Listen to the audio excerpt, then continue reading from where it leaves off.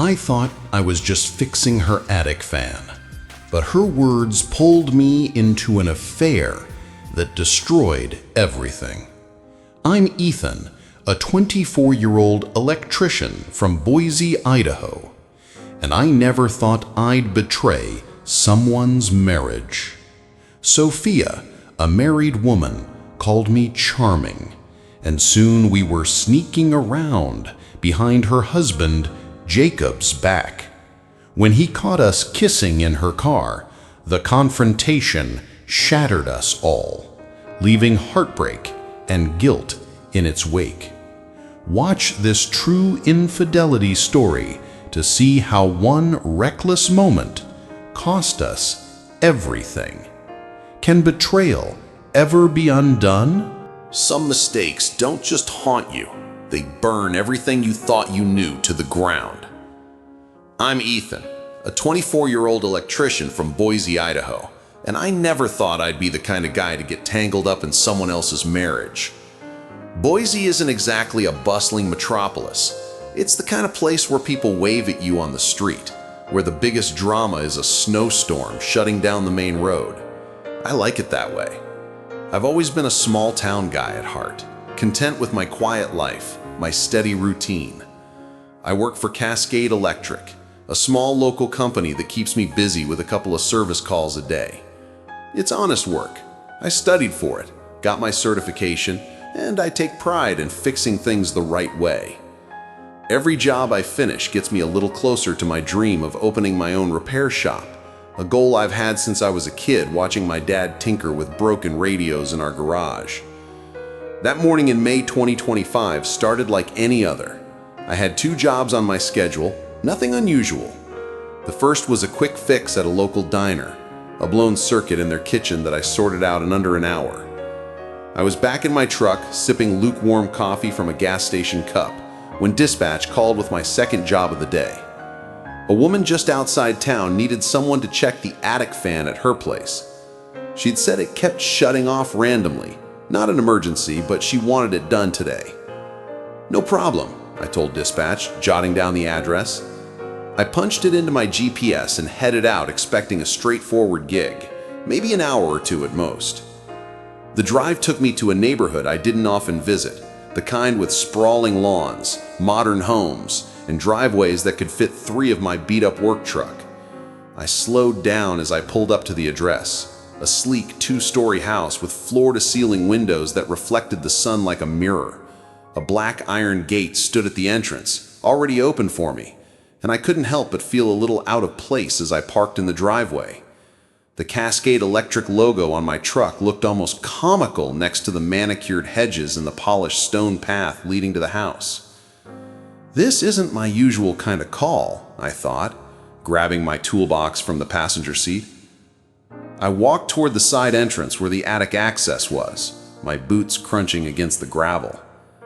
Before I could knock, the door swung open, and out stepped a woman that made me stop in my tracks. She was tall, maybe 29 or 30, with long dark hair pulled into a loose ponytail that still looked effortlessly perfect. She wore jeans and a fitted blouse, simple, but the kind of simple that probably cost more than my monthly rent. She was striking, not just in her looks, but in the way she carried herself. Confident, almost regal, like she owned every inch of the space around her. Her eyes flicked to me for a brief moment before dropping to her phone, her expression cool and detached.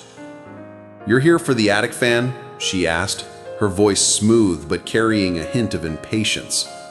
"Yeah, Ethan from Cascade Electric," I replied, keeping my tone professional, though I couldn't help but notice the faint scent of her perfume, something floral and expensive, drifting toward me. "You said it's been shutting off." She nodded, pointing toward the stairs inside the house that led to the attic. "It stops every time I turn it on. Sometimes it starts again, sometimes it doesn't. It's annoying." "Got it," I said, setting my toolbox down on the floor. "I'll take a look." She didn't say anything else, just turned and walked back into the house through a connecting door, her heels clicking softly against the hardwood floor. I watched her go for a second longer than I should have, then shook my head and got to work. I climbed the stairs to the attic, the air growing warmer and stuffier with every step. When I reached the fan unit, it didn't take long to spot the problem. Old wiring, a poorly installed relay, the kind of shoddy work that makes my grit my teeth. Whoever did this last had cut corners, and now I was stuck cleaning up their mess. I shut off the power at the breaker, got to work removing the old relay, and started rewiring the unit, replacing it with a proper one I kept in my truck for jobs like this. It took about 2 hours between the repairs and testing to make sure it wouldn't fail again. The whole time, I didn't hear a word from her. No small talk, no checking in, just the hum of the fan and the creak of the attic floorboards beneath my feet. When I was done, I flipped the breaker back on, tested the fan a few more times, and watched it run smoothly, the cool air finally circulating like it was supposed to. I packed up my tools, wiped the sweat from my forehead with the back of my hand, and headed downstairs to let her know I was finished. I knocked on the interior door and waited, my heart beating a little bit faster for reasons I couldn't quite place. A few seconds later, she opened the door, her phone nowhere in sight this time. She stepped into the attic space, her eyes flicking to the fan as it hummed steadily. A slight smile curved her lips, softening her features in a way that made my chest tighten. "Well, finally," she said, her voice softer now, almost warm. "It works like it's supposed to." "Yeah," I replied, nodding, trying to keep my focus on the job and not on the way her blouse hugged her curves. "It was a wiring issue. I replaced the relay too, just to be safe. You're good now." She crossed her arms, tilting her head slightly as she looked at me, her gaze lingering a little too long, like she was seeing me for the first time. "You're good at what you do," she said, her tone genuine, a hint of admiration in her voice. "Thanks." I nodded, a little caught off guard by the compliment. "Appreciate that." And then she said it, her voice low and deliberate, like she'd been holding it back the whole time. "You're charming. You know that." I blinked, my mind stumbling over the words. I wasn't expecting it, not even close. I let out an awkward laugh, my face heating up despite myself. "Thanks." She smiled again, but this time it felt different, not detached or professional, but warm, almost playful, with a glint in her eyes that sent a shiver down my spine. Then she leaned against the doorframe, her posture relaxed but her gaze intense. "So, Ethan, what else do you do besides fixing things?" I froze, my toolbox suddenly feeling heavier in my hand. I'd had friendly customers before, but nothing like this. Not from someone like her, someone who looked like she belonged on the cover of a magazine.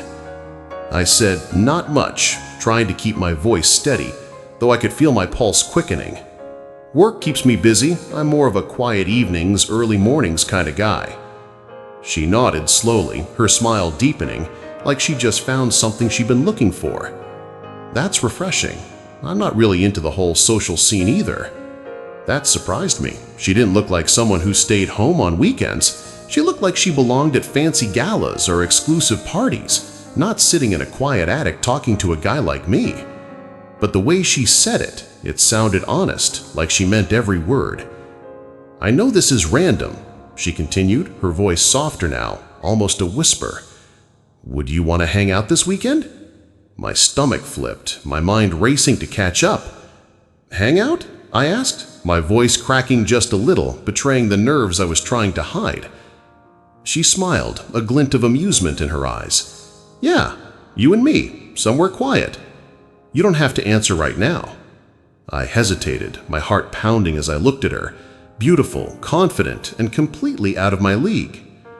I should have asked if she was married, should have thought about the ring I hadn't noticed on her finger. But there was something in her eyes, something real and raw, that made me want to say yes, even though every instinct screamed at me to walk away. "I'd like that," I said, the words slipping out before I could stop them, sealing my fate in a way I couldn't yet understand. Her smile widened and she nodded, her eyes never leaving mine. "Cool, I'll text you the details. Thanks again for the fan." And just like that, she turned and walked back into the house, her silhouette disappearing through the doorway, leaving me standing there, my toolbox in my hand, feeling like I'd just stepped into a storm I couldn't escape. I made my way to my truck, closed the door, and sat there for a moment staring at the steering wheel, my mind a chaotic mess. What the hell just happened? I thought, my pulse still racing, my chest tight with a mix of excitement and dread. I didn't know it then, but that moment, that one reckless decision, would lead me down a path of betrayal, heartbreak, and regret, a path that would destroy everything I thought I knew about myself. The rest of that day felt like a blur, like I was moving through someone else's life, a life I didn't belong in but couldn't escape. I'm Ethan, a 24-year-old electrician from Boise, Idaho, and I'd just been invited to hang out by a woman I'd met while fixing her attic fan, a woman whose name I now knew was Sophia, a woman who'd already carved a space in my mind I couldn't ignore. I kept replaying her words in my head, over and over, like a song stuck on repeat. You're charming, you know that. That smile, that look in her eyes. It was magnetic, dangerous, the kind of thing that could pull you under before you even realized you were drowning.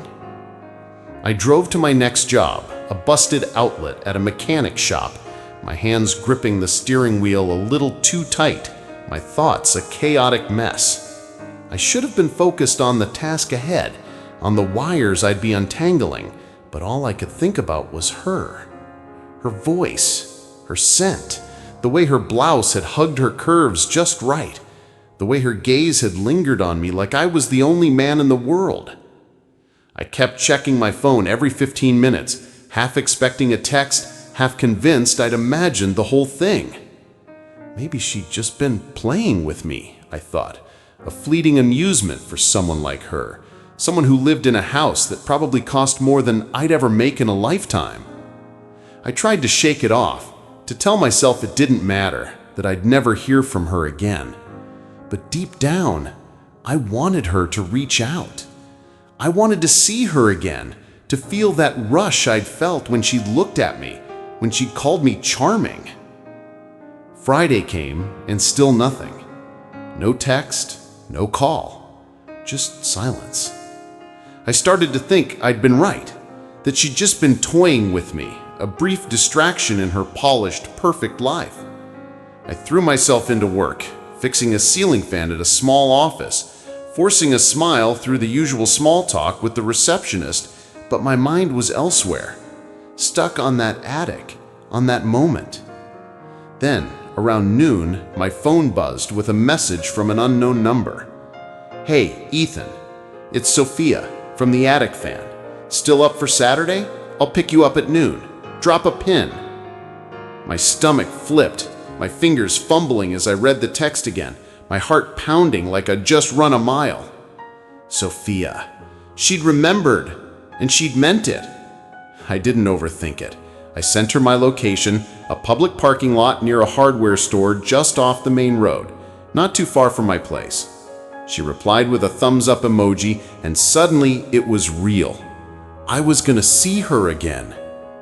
Saturday morning, I woke up earlier than I needed to, my nerves buzzing like live wires as I got ready. I tried on 3 different shirts, all basically the same, before settling on a clean black button-up and jeans that didn't have any stains on them. I even shaved. I never shave on weekends, but I wanted to look decent, like I could belong in her world, even if I knew I didn't. By the time I got to the parking lot, it was only 11:45, and I sat on the curb pretending to scroll through my phone while stealing glances at every car that pulled in. At 12:02, I heard the low rumble of an engine. And I looked up. A silver Porsche 911 Turbo rolled into the lot, top down, Sophia behind the wheel, sunglasses on, her dark hair catching the breeze like something straight out of a dream. Every head in that parking lot turned to look at her, and then at me, standing there in my work boots, feeling like I'd just stumbled into a scene I didn't belong in. She waved, a small smile playing on her lips. Ethan. I gave her a nod, my throat dry as I walked over and opened the passenger door. That's me. She grinned, pushing her sunglasses up onto her head, her eyes locking onto mine with an intensity that made my pulse race. "Hop in." The seats were buttery leather, the kind you only see in commercials, and the car smelled like citrus and something expensive I couldn't name, a scent that matched her perfectly. She wore a sleeveless white top that showed off her tan shoulders and a pair of fitted jeans that clung to her legs in a way that made it hard to look away. As we pulled onto the highway, I tried to play it cool, but my hands were sweaty, my heart hammering in my chest. "So, where are we going?" I asked finally, my voice a little rougher than I wanted it to be. "There's a place I go when I need to clear my head," she said, her voice calm but laced with a warmth that made my skin tingle. "You'll like it, I promise." We drove for about 40 minutes through rolling hills and dense forests, the roads getting narrower as we went. Eventually, she turned onto a gravel path, and I started to hear the sound of rushing water. She parked near a cluster of trees, and we walked a short trail, maybe 5 minutes, until it opened up to a small lake surrounded by towering pines, the water shimmering under the midday sun. It was beautiful, quiet, peaceful, the kind of place that makes you forget the world exists.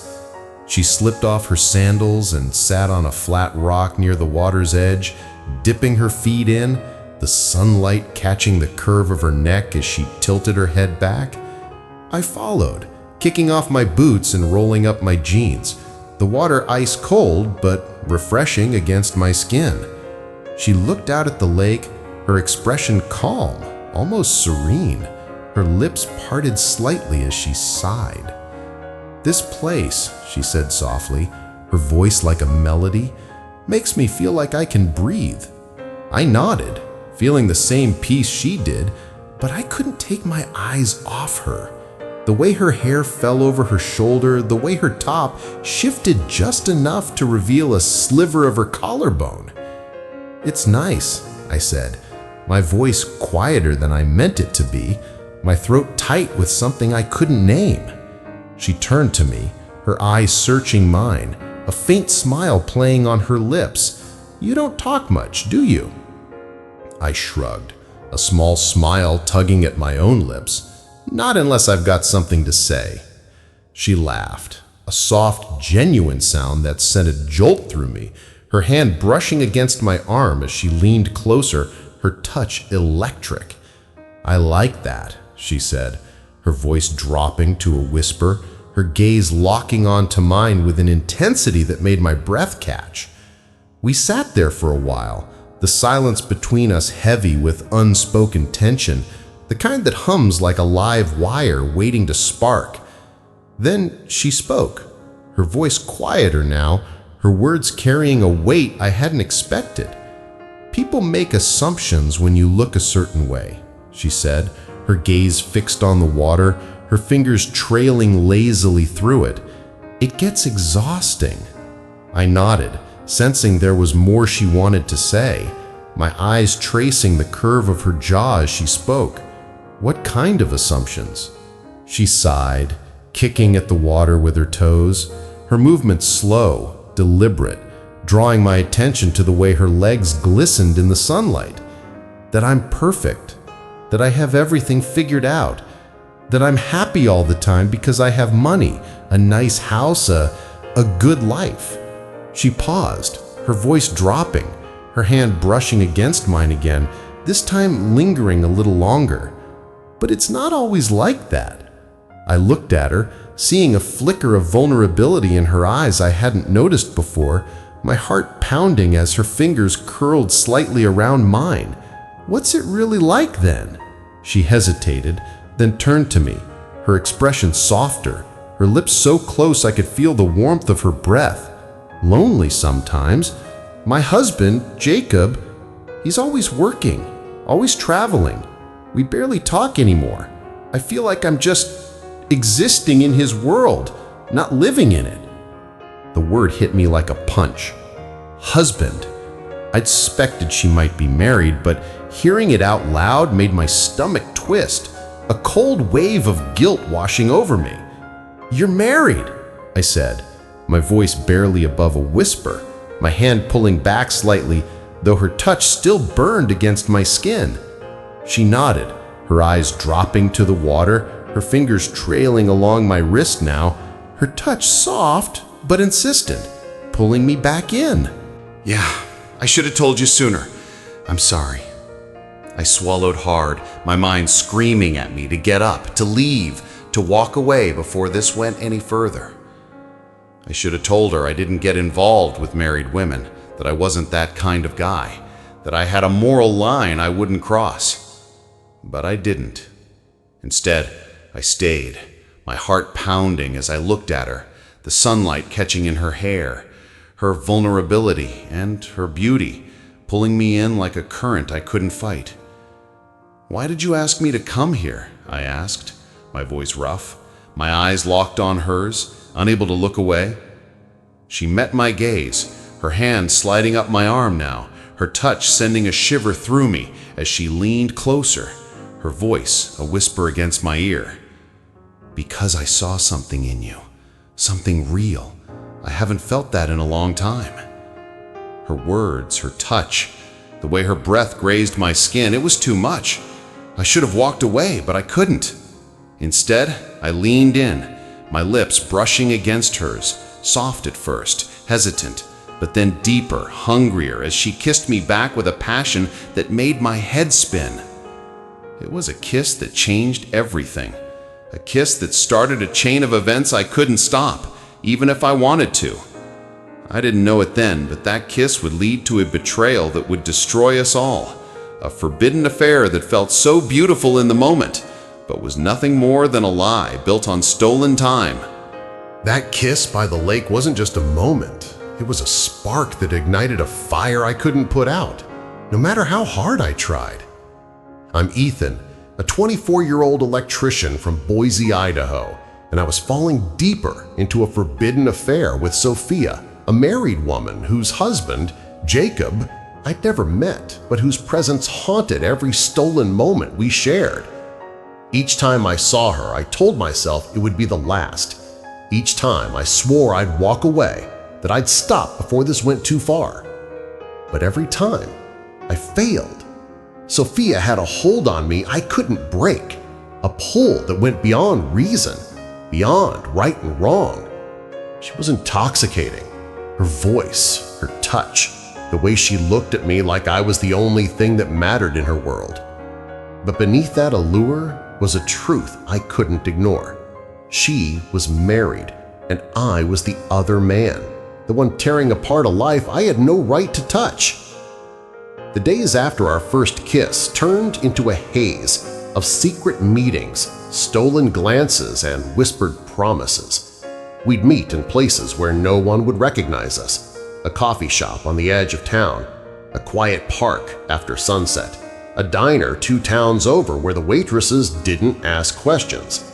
Each encounter was a risk, a gamble that someone might see us, that word might get back to Jacob. But the thrill of it, the danger, only made it more addictive. Sophia knew how to keep me on edge, how to draw me in with every look, every touch. One evening we met at a secluded spot by the river, the water reflecting the fading sunlight as we sat on a blanket she'd brought. She wore a sundress that hugged her curves, the hem riding up just enough to reveal the smooth skin of her thighs as she stretched out beside me. Her hair was loose, cascading over her shoulders, and the way she smiled at me, soft, teasing with a glint of mischief in her eyes, made my heart race. "You're quiet today," she said, her voice low and sultry, her fingers brushing against my arm as she leaned closer, her breath warm against my cheek. I swallowed hard, trying to focus on the picnic we'd set up, sandwiches, lemonade, a few pieces of fruit I had packed in a cooler. But her presence was overwhelming, her scent filling the air around me, a mix of jasmine and temptation. "Just, thinking," I said, my voice rough, my eyes darting to her lips before I forced myself to look away. She laughed softly, the sound like a siren's call, her hand sliding down to rest on my thigh, her touch sending a jolt through me. "You're thinking about me, I hope," she teased, her fingers tracing slow circles against my jeans, her gaze locked on mine, daring me to pull away. I should have pulled away. I should have told her we couldn't keep doing this, that it was wrong, that we were playing with fire. But I didn't. Instead, I leaned in, capturing her lips with mine, the kiss, hungry, desperate, as if I could drown out the guilt with the taste of her. She kissed me back with equal fervor, her hands sliding up to tangle in my hair, her body pressing against me in a way that made every rational thought disappear. We stayed there for hours, wrapped up in each other, the world fading away until it was just us, the blanket, the river, the setting sun. But every moment of bliss came with a shadow, a gnawing guilt that grew louder with each passing day. The next time we met, it was at her house. A risky move, but Jacob was out of town on a business trip, and Sophia had insisted. I pulled up to her driveway late at night, my heart pounding as I knocked on the side door, the same one I'd used when I fixed her attic fan.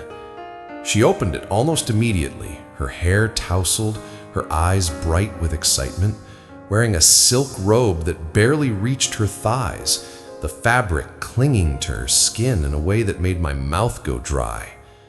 "Ethan," she whispered, her voice a seductive purr as she pulled me inside, her hands immediately sliding up my chest, her lips brushing against my jaw. "You came." I nodded, my throat tight, my hands trembling as I closed the door behind me. "I shouldn't be here," I said, my voice hoarse, but even as I said the words, my hands were on her waist, pulling her closer, unable to resist the heat of her body against mine. She smiled, a knowing, almost triumphant smile, her fingers trailing down to the hem of my shirt, tugging it up as she pressed herself against me. "But you are," she murmured, her lips hovering over mine, her breath hot against my skin, "and I'm glad." We didn't make it far. Within moments, we were in her living room, the silk robe discarded on the floor, her hands and lips everywhere, her whispers filling the air as we lost ourselves in each other. It was intoxicating, exhilarating, the kind of passion I'd never felt before, but it was also wrong, so wrong. As we lay there afterward, tangled in each other on her couch, the reality of what we were doing hit me like a freight train. I turned my head and saw a framed photo on the mantel, a wedding picture, Sophia in a white dress, smiling radiantly next to a man who must have been Jacob. He looked happy, proud, his arm around her like she was his whole world. My stomach churned, a wave of guilt crashing over me as I realized what I'd done, what I was doing. I was the other man, the one breaking apart a marriage, the one betraying a man I'd never even met. I sat up, my chest tight, my hands shaking as I pulled my shirt back on. "Sophia, we can't keep doing this," I said, my voice barely above a whisper, my eyes fixed on the photo, on the life I was helping to destroy. She sat up too, her expression softening, her hand reaching out to cut my face, her touch gentle but firm, pulling my gaze back to her. "Ethan, don't," she said, her voice low, her eyes searching mine. "Don't do this. Don't pull away." I shook my head, my throat burning as I tried to find the words. "You're married. This is wrong. I'm wrong. We need to stop." She sighed, her hand dropping to my chest, her fingers tracing the outline of my heartbeat, her touch still electric, still pulling me in despite everything. "I know it's wrong," she said, her voice breaking slightly, a flicker of vulnerability in her eyes. "But I've been so lonely, Ethan. Jacob, he's never here. He's always working, always putting his business first. I feel like I don't exist to him anymore. But with you, I feel alive." Her words hit me hard, a mix of guilt and desire warring inside me. I wanted to believe her, wanted to believe that what we had was real, that it was worth the risk, worth the betrayal. But deep down, I knew the truth. This wasn't love, wasn't beauty. It was a lie, a stolen moment that would eventually come crashing down. "I don't know if I can do this," I said, my voice cracking, my hands clenching into fists as I tried to pull myself together. She leaned closer, her lips brushing against my ear, her voice a whisper that sent shivers down my spine. "Then don't think," she murmured, her hand sliding down to rest on my thigh, her touch reigniting the fire I'd tried so hard to extinguish. "Just feel." And just like that, I was lost again, pulled back into her orbit, unable to resist the pull of her words, her touch, her presence. We spent the rest of the night in her arms, the guilt pushed to the back of my mind, buried beneath the illusion of something beautiful. But illusions don't last. They shatter, and when they do, they leave nothing but wreckage in their wake.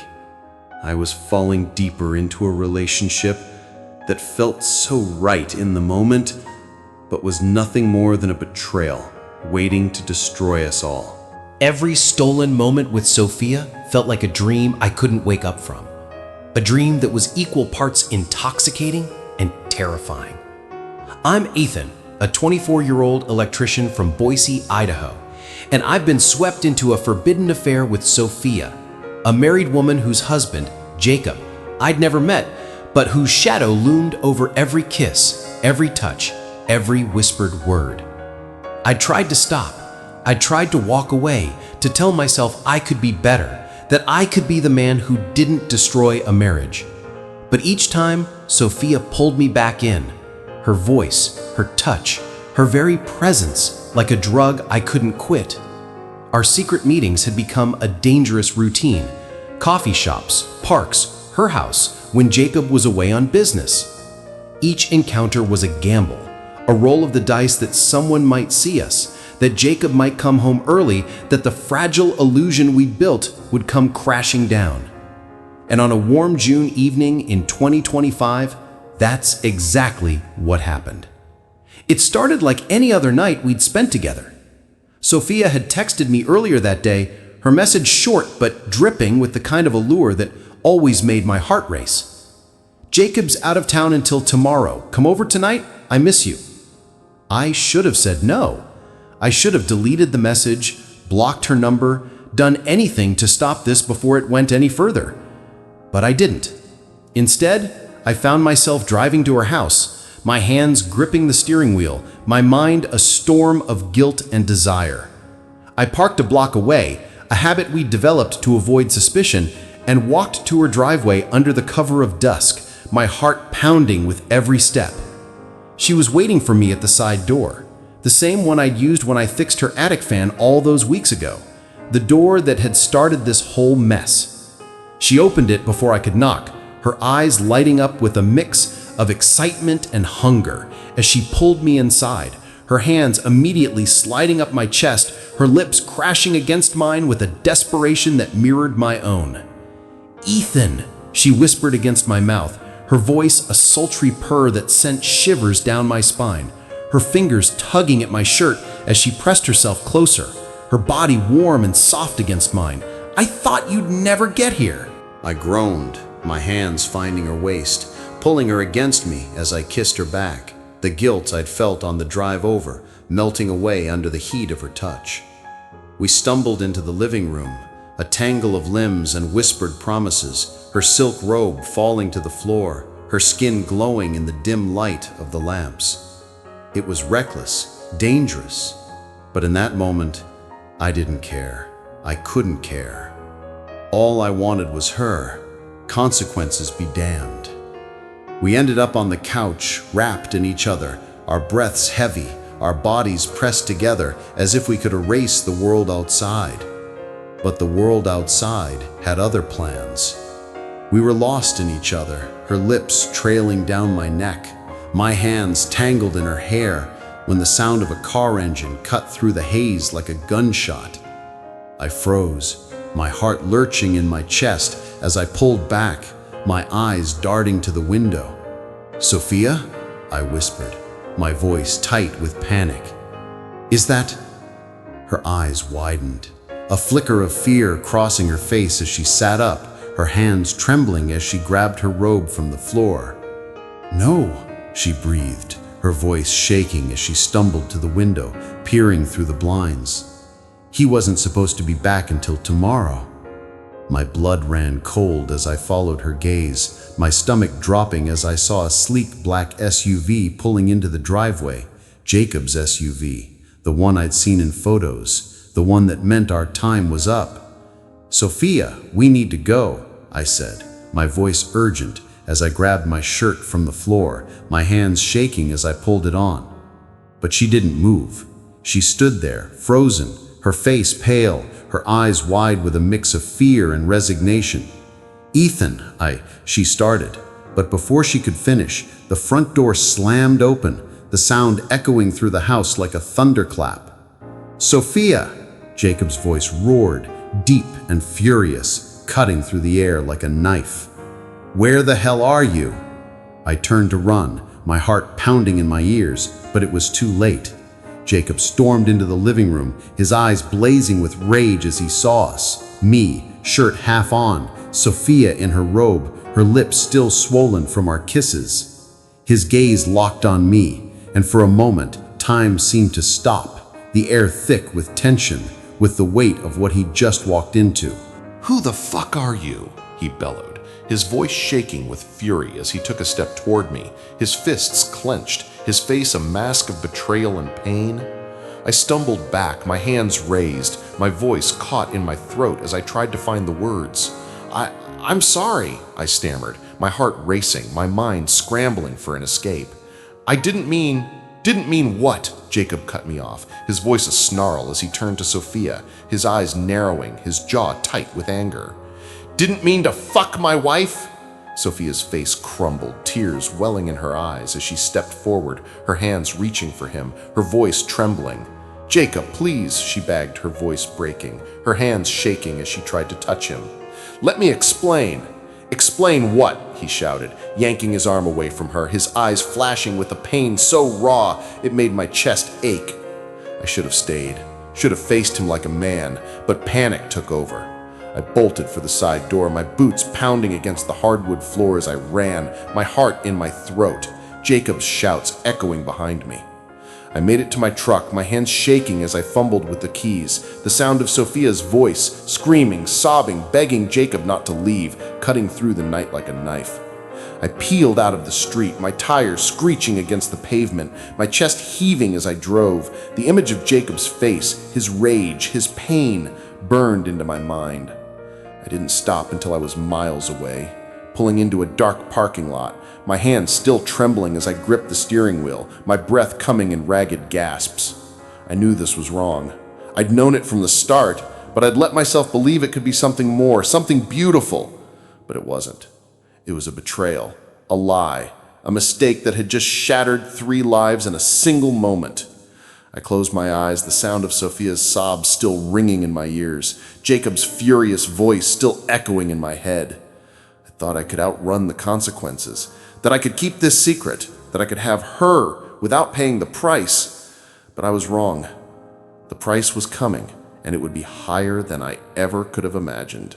The sound of Sophia's screams echoed in my ears long after I'd driven away, a haunting reminder of the wreckage I'd left behind. I'm Ethan, a 24-year-old electrician from Boise, Idaho, and I'd just been caught in the middle of a forbidden affair with Sophia, a married woman whose husband Jacob had come home early and found us together. I'd run like a coward, leaving Sophia to face the storm of Jacob's rage, her cries chasing me into the night as I fled in my truck, my hands shaking, my heart pounding with the guilt I couldn't outrun.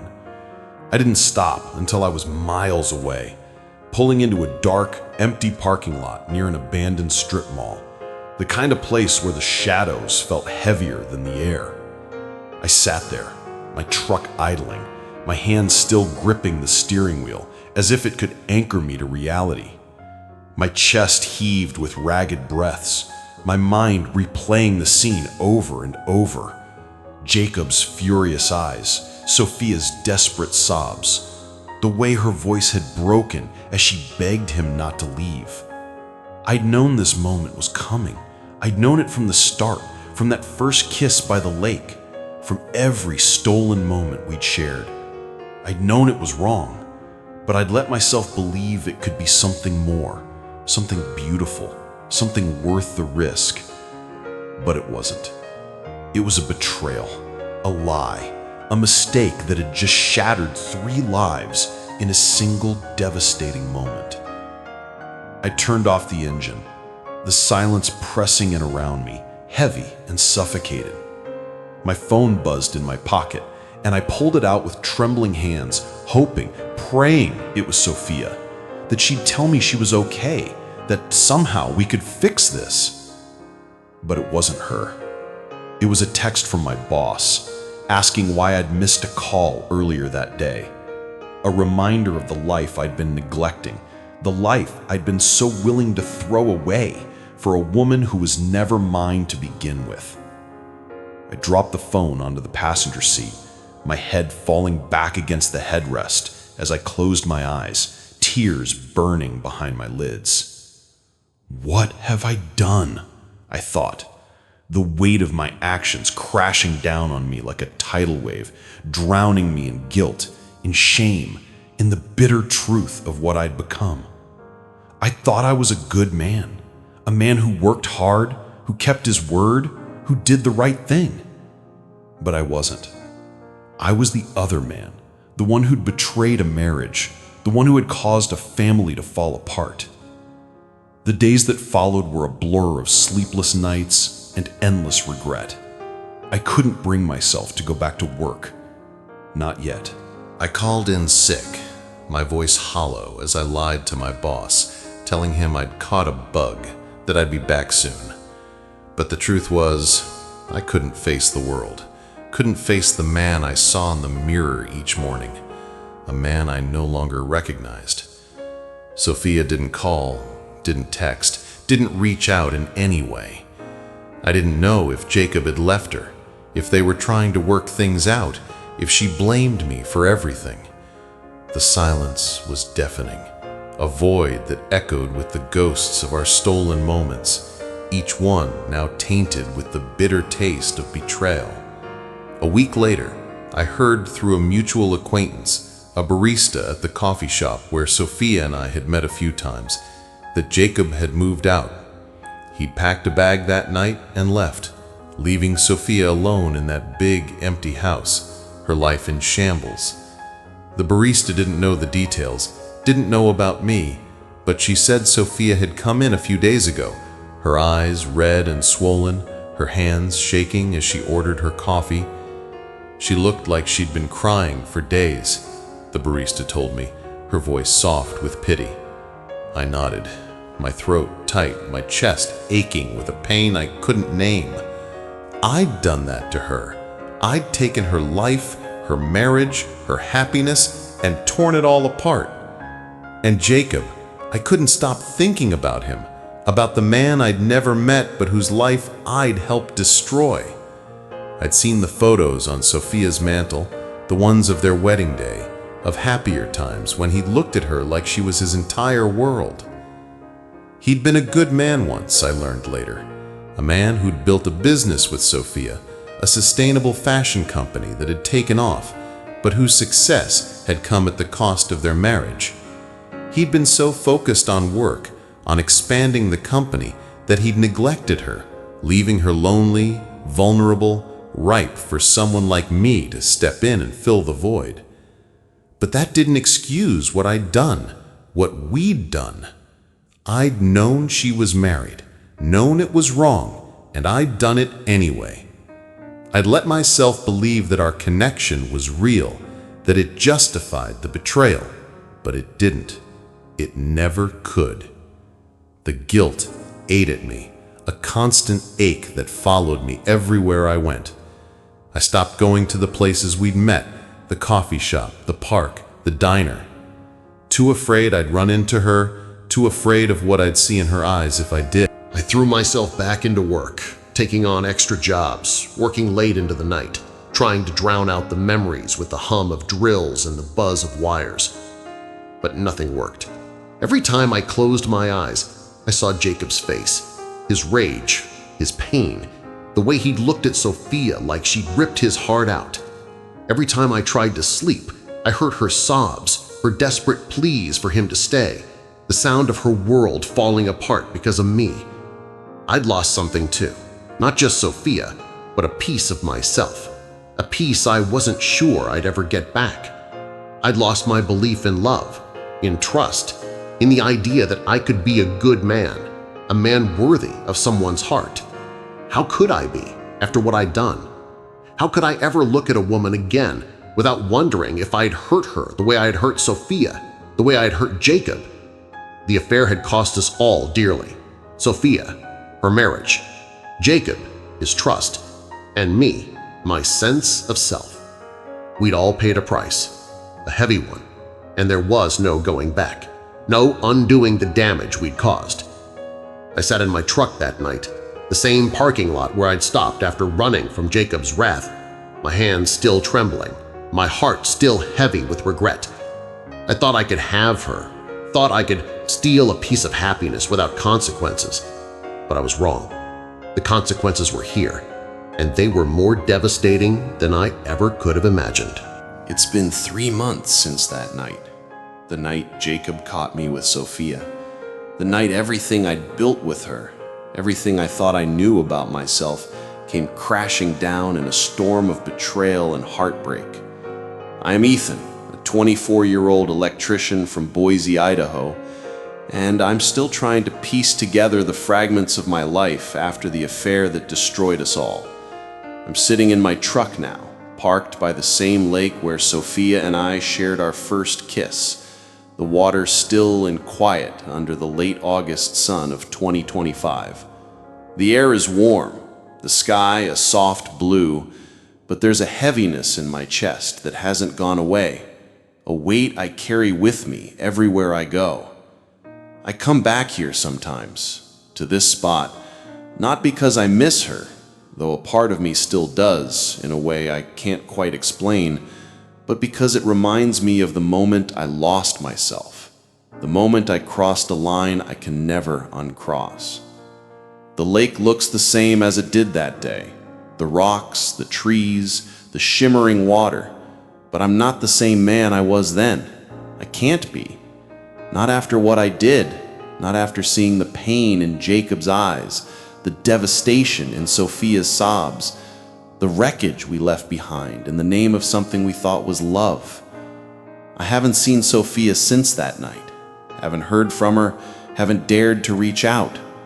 I heard through the grapevine that she and Jacob are officially divorced now.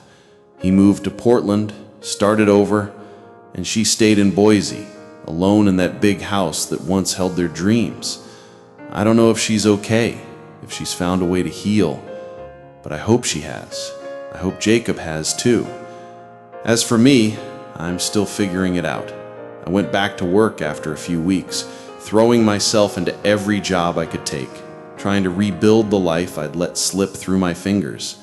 I'm saving up again, inching closer to my dream of opening my own repair shop, but it's different now. The dream doesn't feel as bright, as pure as it once did. Not when I know the kind of man I've become, the kind of man who could hurt others so deeply without a second thought. I've lost more than just Sophia, more than just a fleeting romance. I've lost my trust in myself, my belief that I can be a good man, a man worthy of love, of a future. How can I be after what I did? How can I look at another woman without wondering if I'll hurt her the way I hurt Sophia, the way I hurt Jacob? The affair cost us all so much.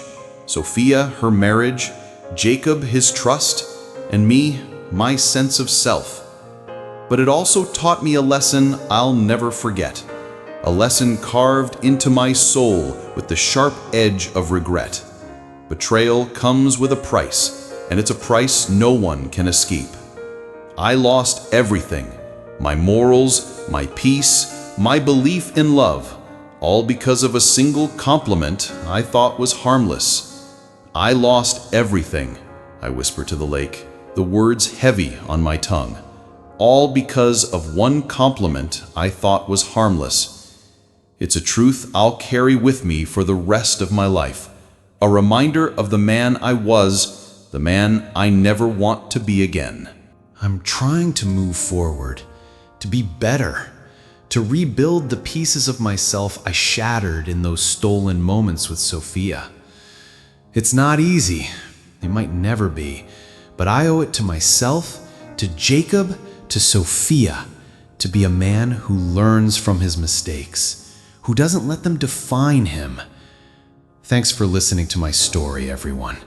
It's been a painful journey, one I'll never forget, one I hope you'll learn from too. Subscribe to my channel for more heart-wrenching stories that'll keep you on the edge of your seat. Drop a comment below. Have you ever been caught in a betrayal that changed your life? I'd love to hear your stories. Hit that bell so you don't miss what's next, and I'll see you soon. Stay tuned for more secrets, more betrayals, and karma coming to settle the score.